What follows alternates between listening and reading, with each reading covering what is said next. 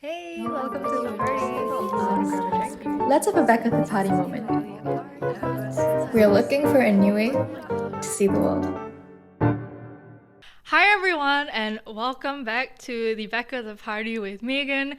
This is my podcast brought to you in partnership with my friends over at Zoda Pop. If you're listening in via audio, we also have video versions available on Spotify and YouTube, so join the party however you wish. So it's been a while since I took my mid-season break, which was only supposed to last like 2 weeks, but then ended up being like 4 months. I'm so sorry, but I'll cover that next episode because I have a lot to share today. We're going to be talking about the presidential election, and I really mean serious business today, guys. This is the first time you see like my laptop out. From here on out, it's going to be like serious topics. Okay, I'm going to be talking about like democracy, all my favorite stuff. So let's dive right in and talk about a new way to vote. So we are going to be discussing the presidential elections today, but as promised in previous episodes, I always want to bring you a different way to look at the world, right? I want to bring common topics and kind of see if we can reconfigure the way we are looking at them, discussing them. And with this presidential election, the amount of first-time voters is actually a lot. It's ranging from ages of 21 all the way to 33. It's really like the social media generation. And with that, like there has just been so much social media content on all these various platforms. And between all these TikToks and podcast appearances from the candidates, I want to do something a little bit different. I am not necessarily going to provide you with a deep dive of my own views about each candidate or their campaigns, and ultimately I feel like there are a lot of resources already available for you that come direct from the source, direct from the candidates, that voters should be tuning into in order to kind of like make their decision. And I'm not really interested in telling you who you should vote for or who you should be supporting. Instead, I want to discuss what has been some interesting observations that I've made, especially of voters amongst our generation. So we're going to split this episode into 3 different parts. Number 1 is going to be what this presidential election has reflected about the state of our democracy here in Singapore and how I think Singaporeans comprehend the idea of democracy. And with this, I'm going to be giving you a short introduction to some democratic theory, which I've alluded to a lot on social media and even in the previous episodes, especially I think episode 1, but I've yet to really do a deep dive into, and I think this is like the perfect episode to do that. Number 2, I want to talk about the impact and role of social media in political discussion. And number 3, I want to talk about some things you should consider when you cast your vote. Let's go ahead and get right into the first topic, what I think this presidential election has revealed about democracy in Singapore and how Singaporeans comprehend democracy. And in the interest of time, I'm not going to be able to cover obviously every single activity in this election, but I think one of the things that really popped out to me was this discussion of eligibility, like presidential eligibility. And I think all the discussion around it has been really revealing. The first thing I want to talk about is one of the very first few things that were on the minds of people, which is the $500 million requirement for the private sector. If you're not aware, to qualify as a candidate, the person running must satisfy the presidential election committee by meeting the public sector or private sector requirements. So the public sector service requirements are a little bit more straightforward. As long as you've held office in some like stipulated positions for at least 3 years, you're good. So that is how Tharman got his eligibility, right? Because he served in all these positions over the years. The private sector one is a little bit more complex. Either you've been the chief executive of a company for 3 or more years, and the company must have at least $500 million in shareholder equity for the most recent 3-year period of their service as chief executive. The other requirement, which is a little bit more flexible, and is called the deliberative track, is that the candidate must have 3 or more years of service in office in a private sector, and the PEC must be satisfied that the candidate has the experience and ability comparable to the person in the former track. This is for candidates who may not necessarily fulfill that $500 million shareholder equity requirement, but after deliberation from the PEC are found to, be fit to run and be our potential president. So I think this was one of the first huge things that I saw bubble up on social media when the presidential election started. I heard a lot of discourse about how this is very elitist, right? I saw this like Rice Media interview where this one man said, how can the president be someone for the people if it's limited to such a narrow elite. And a lot of people saying, oh, this is why like elections are rigged, or like, oh, George Goh didn't pass eligibility because he's the only true opposition or like non-establishment candidate. Very largely, the common consensus is that $500 million is just very arbitrary and is a very difficult thing to achieve. And because there isn't much transparency on how the deliberative track works, that also, I think, contributes to this idea that the process is a little bit either elitist or a bit rigged in order to favor establishment candidates like Mr. Tharman. So let's shelve that for now, and then let's talk about the next thing that caught my attention with regards to this, and then I'll later on sort of like compare and contrast the two. So the second thing I want to talk about is Tan Kin Lian, and everybody knows his whole Pretty Girls controversy. And I think a lot of like analysts, professors, even just general public were talking about how the PEC had issued him the certificate of eligibility without actually what it seems like a thorough investigation of his social media. One of the major groups that brought forward this idea, or really made their statement, was Aware, who said that the assessment process for the presidential candidate should not only take into account financial and management qualifications, but wider societal impacts. And they felt that this was the PEC endorsing or saying that it's okay to make these sort of comments, you will still be given a platform. And I gathered some quotes from very popular analysts like Dr. Jillian Koh, who said that it's a learning point and perhaps the rules or processes can be adjusted for the next time given what has happened. Other professors, like professors from NUS SOCI, has said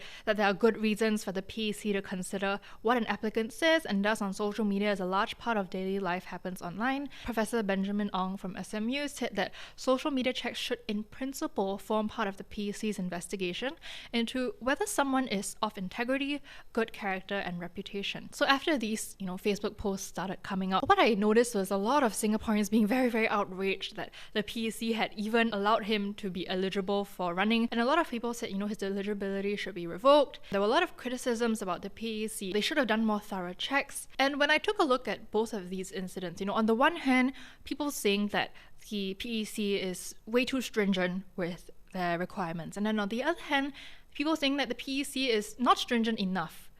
I started to feel like there was a real lack of understanding about democracy and the essentiality of plurality to democracy. And I want to get into this from the perspective of political theory. So before we dive into that, I think a lot of us, even myself, before I went into my political science education, democracy is mostly thought about in terms of like procedural decision making, getting to vote who's in cabinet, getting to vote who the president is. In the popular imagination, people think of democracy as this process of like getting to a consensus, and then what are the resulting institutions that come from this consensus, right? And in fact, it's not just within non-academic spheres. Even within academic spheres, people like Samuel Huntington describe democracy as a form of collective decision-making through fair, honest, and periodic elections in which candidates freely compete for votes, which implies the existence of civil and political freedoms to speak, publish, assemble, and organize. And what I've done with a lot of my research and what I want to contend here today in this podcast episode is that is a very narrow definition of democracy, and I want to propose to listeners something a little bit more radical. So let's get into radical democratic theory. And one of the ways that we can define democracy in this line of thought is that democracy is the radical, deliberate creation of political space and collective action as a realization of the political equality amongst people. Okay, so I know that's a lot.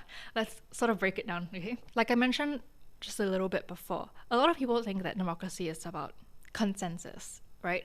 But when we talk about democracy in the more radical sense, what we want to do is we want to acknowledge that people are very different. People have a lot of different opinions, people have different priorities, and that is what we call plurality. And what democracy seeks to do is, through these political processes, privilege plurality. And what comes out of plurality may not necessarily be consensus. In fact, a lot of theorists say that the essence of politics is dissensus, so the opposite of consensus. It is about coming together and speaking and discussing and disagreeing, but then trying to think of new ways to act and speak politically. And in order to make that happen, what needs to also happen is the creation of political space in which people can come together, speak freely, think together, and then make decisions collectively through that process. Instead of it being, a top-down process where officials make decisions for us and then it trickles back down to us. Instead, what we should be doing is discussing together and then from there building our institutions, building our norms. And there's something very fundamental to this creation of space, and that is equality.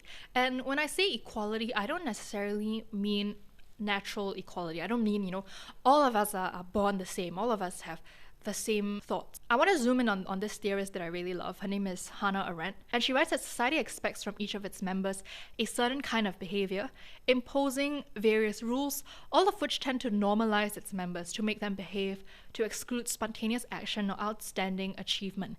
And what she's trying to say is that any equality we have in society is not real. In modern society, we understand equality as being the same, as having sameness, and that strips us of the plurality that we have as humans. And it's important to acknowledge that, right? Because if we were all the same, if we were all born the same, then politics would really just be a process of administration, right? It would be a process of thinking, okay, everybody is the same. What is the most efficient way to get to this common goal?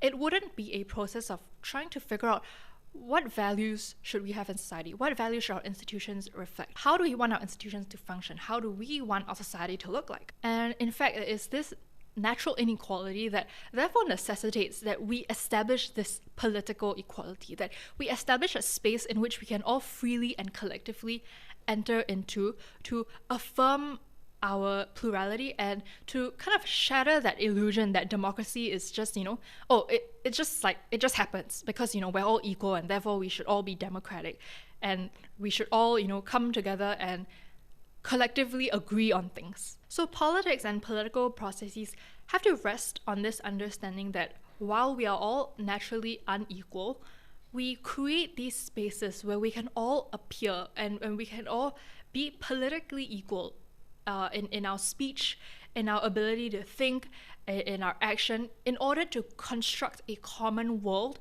that takes into consideration this plurality that we have. And if you've been listening keenly, you might notice that this democracy sounds very, very difficult, and it is such a very challenging regime. Within democracy, there are a lot of paradoxes, and there are two that I want to draw out in particular. Number one is that we have to come together in our differences, whilst also understanding that we have a common topic to discuss. These common topics can include what institutions can govern us, how we should be governed, what are the limits to our public action. We all have different views, but we all act in the interest of constructing this common world in which we can all live and coexist in. And the second paradox is what Castoriadis calls the tragic regime. Democracy is a regime of self-limitation. It is a regime where people can do anything they want, but people must know that they shouldn't just do anything that they want. And in that sense, self-limitation in democracy is very important, right? But that's exactly the point, that it is self-limitation. It is a limit that we have all collectively discussed and agreed on, and not a limit that an external body, like a government, has put on us and forced us to accept. So going back to the false notion of natural equality, this idea that we all have this natural sameness to us, this idea that sort of strips us of plurality. I think this really sees itself in Singapore politics, where we are framed to all have these common goals, common values, and in reality I think a lot of us actually just accept state narratives, accept state ideologies without really questioning if these things are truly our goals. And I just want to push you to think about if you or society has ever really engaged in truly democratic and autonomous processes of discussing our goals, debating our norms in a shared public space that affirms our plurality, starting from a point that doesn't just assume we all want the same thing, that we all think the same things, that we're all working towards the same goal. Has there ever been a point in time where we have actually come together as a society and said, hey, we have all these different interests, all these different backgrounds, but how do we want to be governed? How do we think our institutions should function? How do we want our world to look like? How do we want our society to look like? And I think you really see this in the two incidents that I brought up earlier, right?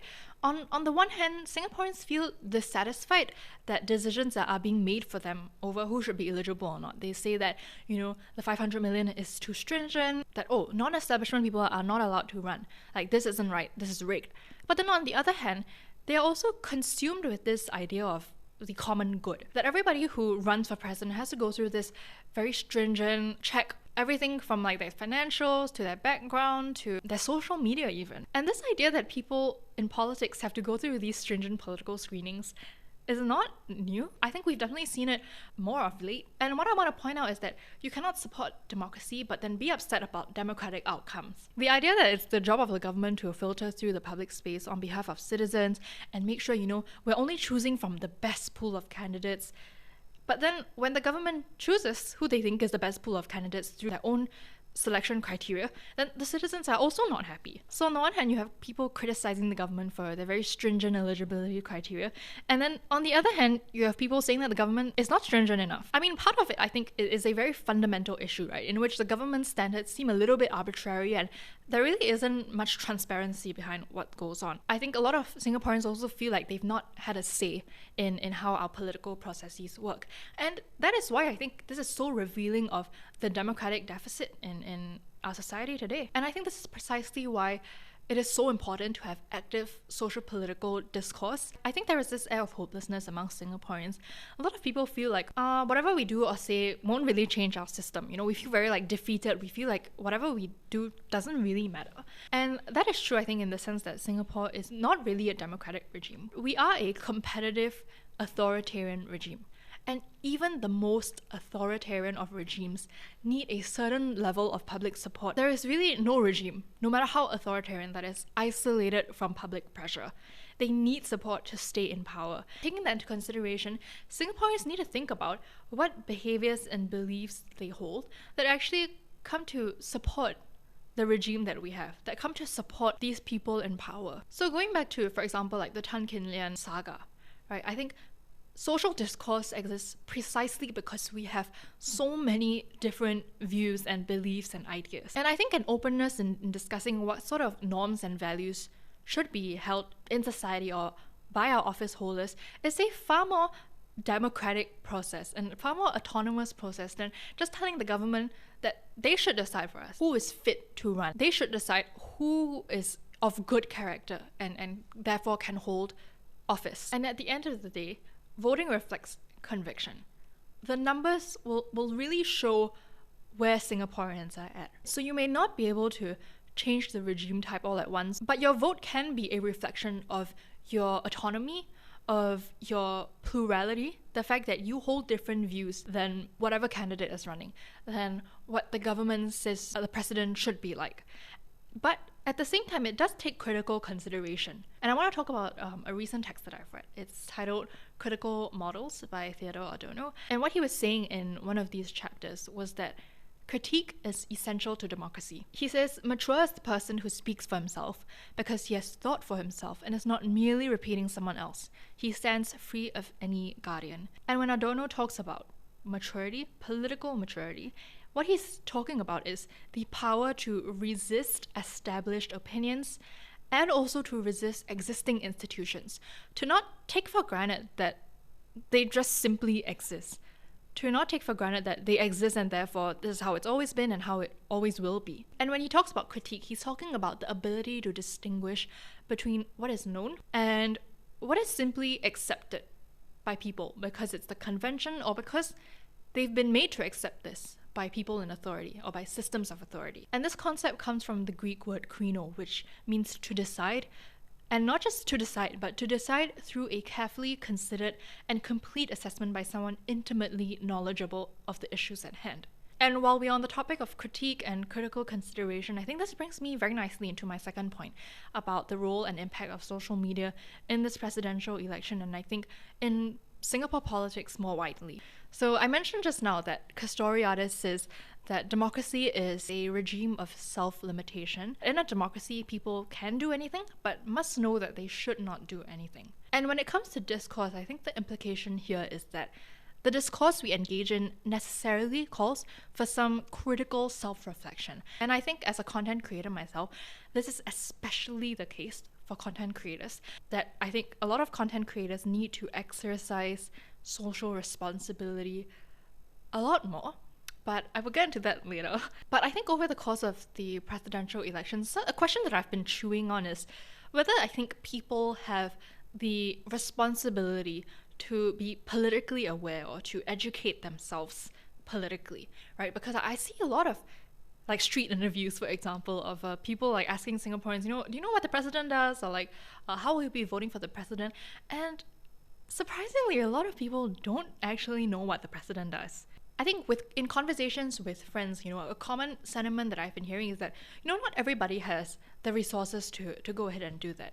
And I thought about it a lot, but then I started to, look back at some of the materials that I've read. And I kind of think that that's not exactly true. I think the kind of political awareness and education that I'm talking about is very different to what we would conventionally think of when we think of education. For example, I've just spoken about this idea of political equality, and I think part of that is also this acknowledgement that everybody has the innate capability to be autonomous, to question and to act critically. It is not some like special resource that only some people have access to. Like only if you have a college education, then you are well equipped to think critically, or only if you are surrounded by the right people who have a good enough educational background, then you are well equipped enough to have discussions. And I think that that's what most people think, but I think a lot of people actually either forget or don't even realize that they have the ability to be critical. They have the ability to think and to question. And I think that this stultification is in large part a failure of our civic education and some of the more repressive institutions built into our system. So I want to challenge this thought that some of you might have, right? And I'm going to go back to Adorno, right? He says, critique is being departmentalized. It is being transformed from the human right and human duty of every citizen into a privilege of those who are qualified by virtue of the recognized and protected positions they occupy. And he also says that, one of the rhetorics that these sort of regimes like to push is that whoever practices critique without having the power to carry through his opinion and without integrating himself into the official hierarchy should keep silent. And I think that's really something that we have seen in Singapore for many, many years now. I think one example that really stuck to my mind since I've heard it was something that Goh Chok Tong said to Catherine Lim in 1994. He said, "Those who want to comment regularly on politics and set the political agenda should become politicians themselves and take responsibility for their views. If a person wants to set the agenda for Singapore by commenting regularly on politics, our view has been that the person should do this in the political arena. My view is, if you are really interested in politics, you want to influence politics, then please come into politics." This idea that, you have to be in politics if you want to speak about politics, to me is absolutely ludicrous, right? I mean, for reasons that I have, already spoken about. So now I want to tackle this issue from a slightly different angle, and I want to draw on this concept by Jacques Rancière, also a democratic theorist. Let's discuss what we think of education, right? So typically when we think of education, we think of teachers who are smarter than us and therefore have the authority to teach us, right? Or to impart new knowledge to us, who are well equipped to teach us new knowledge. And Rancière actually suggests that this typical teacher-student relationship is a form of stultification. It is a process of the superior intelligence of the teacher commanding the inferior, in inverted commas, intelligence of the student. And this way it divides the world into two types of people. People who know and are capable of learning, and people who don't know and are not capable of learning.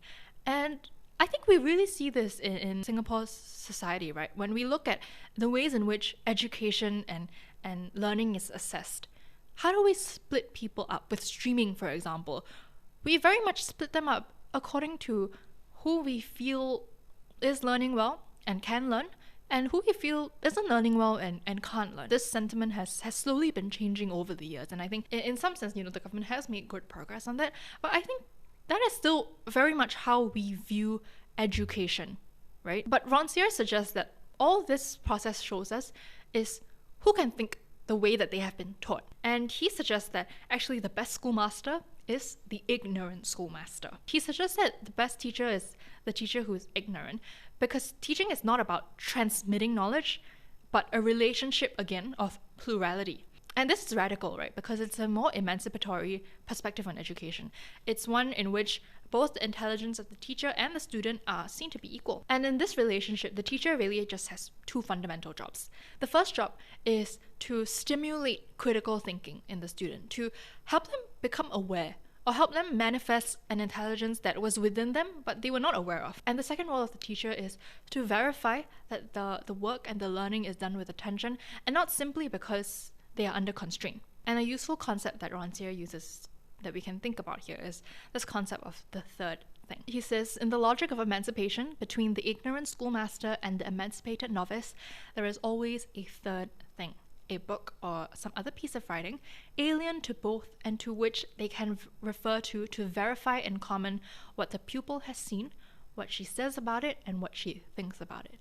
And Rancière says the teacher doesn't actually need to know anything about the book. What the book does is to demonstrate that these two people have intelligence in common, to be like a common material for both, to demonstrate the equality of intelligences, to demonstrate that both can critically think about a book and that no one person has the right answer on what the book is about. And so in this process of education, the goal here isn't transmission of information. The goal is to mutually verify each other's intelligence and each other's plurality. So maybe let's think about something like a piece of literature. Who's to say that any one person really has like a monopoly on what the book means or what it should mean? What he's saying is that the book can simply be a third thing. The teacher has their own interpretation of it, and the student has their own interpretation of it. And what both interpretations are doing is to affirm that both of them have the capacity for critical thinking. And so he summarizes 3 questions of the teacher. Number 1, what do you see? Number 2, what do you think about it? And number 3, what do you make of it?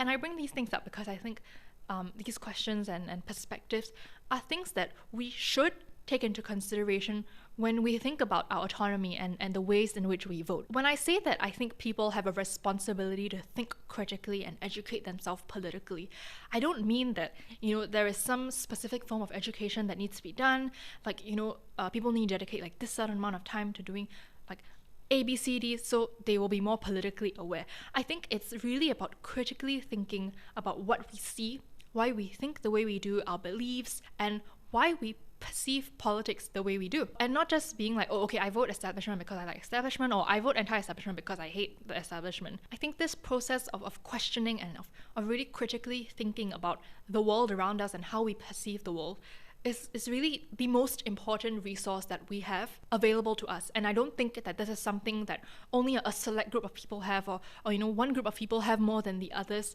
I think this is something that is available to everyone. And I don't blame people for not recognizing this, because I think, like I said, we do live in a society in which this belief in ourselves has very much been stultified for a variety of reasons, right? But I hope that whatever I'm saying in this podcast pushes you and encourages you to think a little bit more about the autonomy that you have, and how you can practice and act upon this autonomy when you vote. Not just in this presidential election, but for all the elections that come after this as well. And so while we're on the topic of political responsibility and this responsibility for critical self-reflection, I think this is really where my gripe with content creators comes into play. And I say this also coming from the inside, right? Being a content creator myself and then having access to a lot of the ways in which the industry works and a lot of the incentives that content creators work with or are driven by. I think that one of the things that content creators profit off is this illusion of relatability, of caring for their audiences, for wanting to provide value to their audiences. But then what I'm noticing as well at the same time is that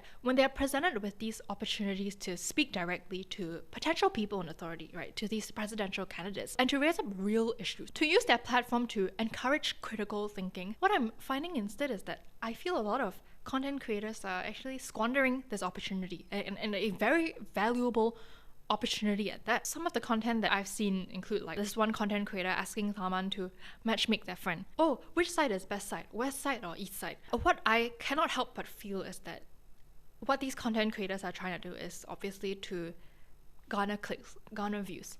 And to an extent, I get it, right? Because their whole job obviously is to search for that reach, make content in pursuit of that reach, right? Of clicks. Or, I've seen one content creator having the opportunity to speak with presidential candidate and then outsourcing the critical thinking to ChatGPT. And in that way, very much reducing political issues to a matter of statistics, because at the end of the day, that is exactly how ChatGPT works, statistics. And then in other cases, some creators have huge opportunities of, having an extended conversation with presidential candidates, like on a podcast, for example, which has a much longer duration, and in that way, you have more opportunities to ask big questions. But then when they do interview these candidates, there is little to no pushback on their thoughts. For example, I watched this one podcast that interviewed Han Kin-lian on the Pretty Girls saga, and the hosts were, to my shock, blaming the reaction around it to wokeism, to late-stage capitalism. This person said, people are too woke because we are in late-stage capitalism, so,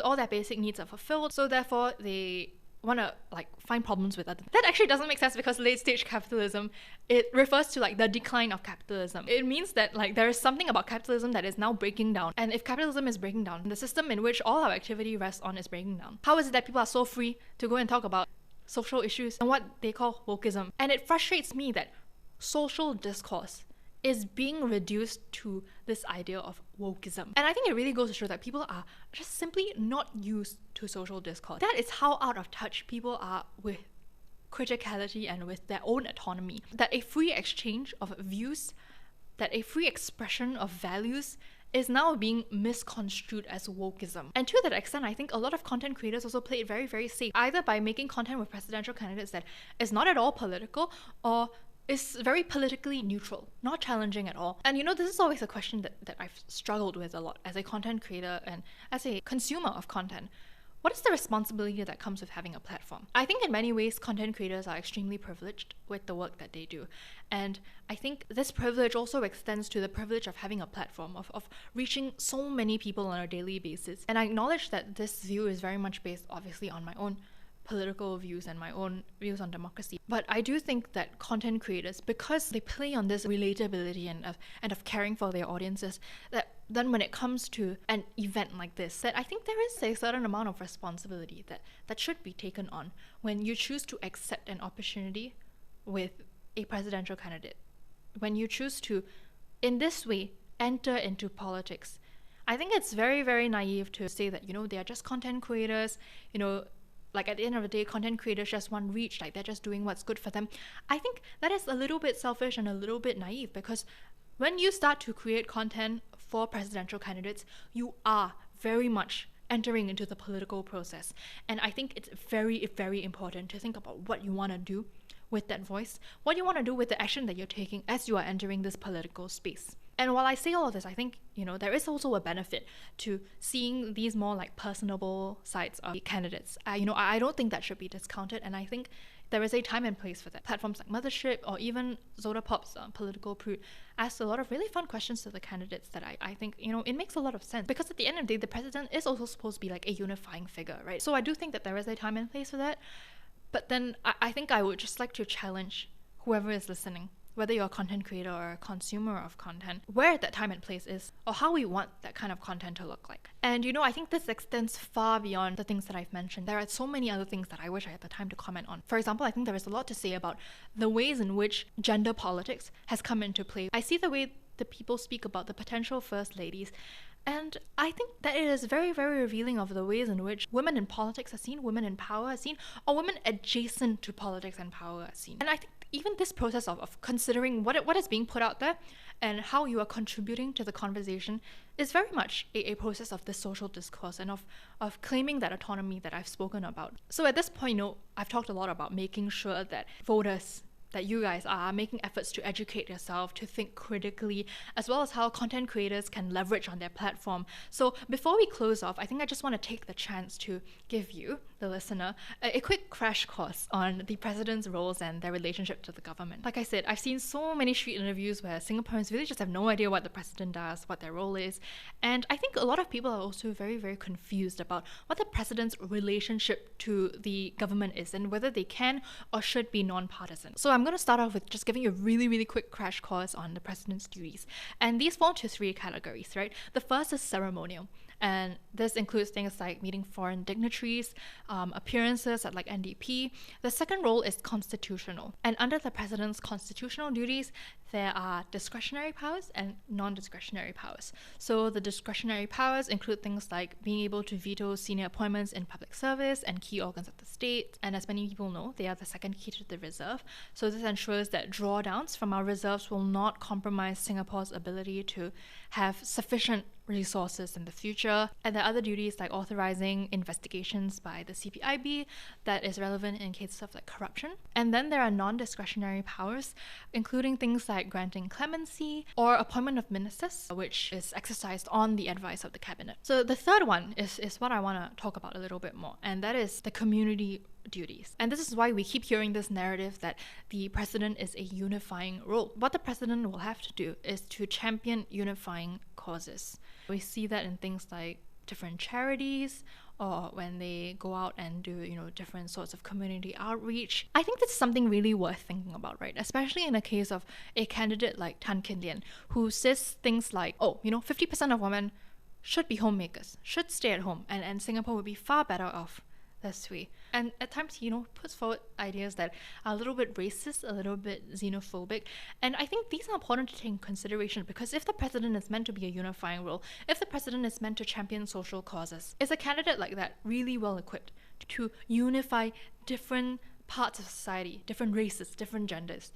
I think that's something to think about. Which of these candidates are the most well equipped, in your opinion, to champion the values that you stand for, and to champion values that you think Singapore society should stand for, and the values that should unify us? And bear in mind that the president has no executive powers, which means that they cannot make policy changes, they do not write policies. And so when presidential candidates talk about things like housing, about inequality, we also need to think about what is actually going to be within the scope of their job. What can they do in the community, given that they do not have the power to make policy changes? How effectively can they fulfill the campaign promises that they've been making, and how effectively can they fulfill the things that you want to see in a president? So I think what I've really been trying to do this episode, right, is to introduce new perspectives to you that I've not seen in popular discourse, in public discourse, whether it be on social media or in the news, and introduce new concepts, new theories that I hope will push you to realize that you are capable, that you do have the ability to think critically, to question the things around you, to question the candidates, to question the systems, to question the values that are being put forward. And at the end of the day, to really exercise your autonomy, and to remember that you exist within a society that is made up of a plurality of people, that people are not going to agree on a lot of things, that people come from so many different experiences, so many different perspectives. And I think this plurality is exactly what makes democracy and social discourse so important.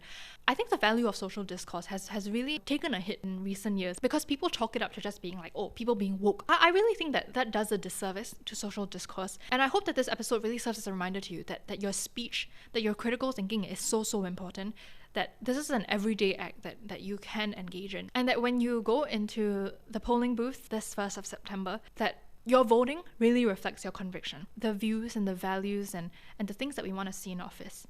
And because of that, your vote is so important. And especially if you are a first-time voter, that you will take this chance to really think about what it is you believe and what it is you want to see, and then have that be reflected in your vote. And so with that, we've come to the end of this very, very impromptu episode. And so now that I've kickstarted this half of the season, I have no choice but to continue the rest as well, which I'm actually very, very excited about. I hope that you guys have enjoyed this episode, that it has really, pushed you to think very differently about this presidential election and about your opportunity to vote in future elections as well. Thank you very much for joining me on this party. And if you want to see more content, you want to stay updated, follow us on Instagram at Back of the Party. Don't forget to share this episode with your friends on social media. Any form of support really, really helps me to keep the show going. And I would love to hear your thoughts as well. Feel free to drop me a DM on my socials at Chia or on the podcast socials as well. So I will see you very shortly on the next episode of Back of the Party with Megan. And in the meantime, make the polling booth a party of plurality. Slay! Bye!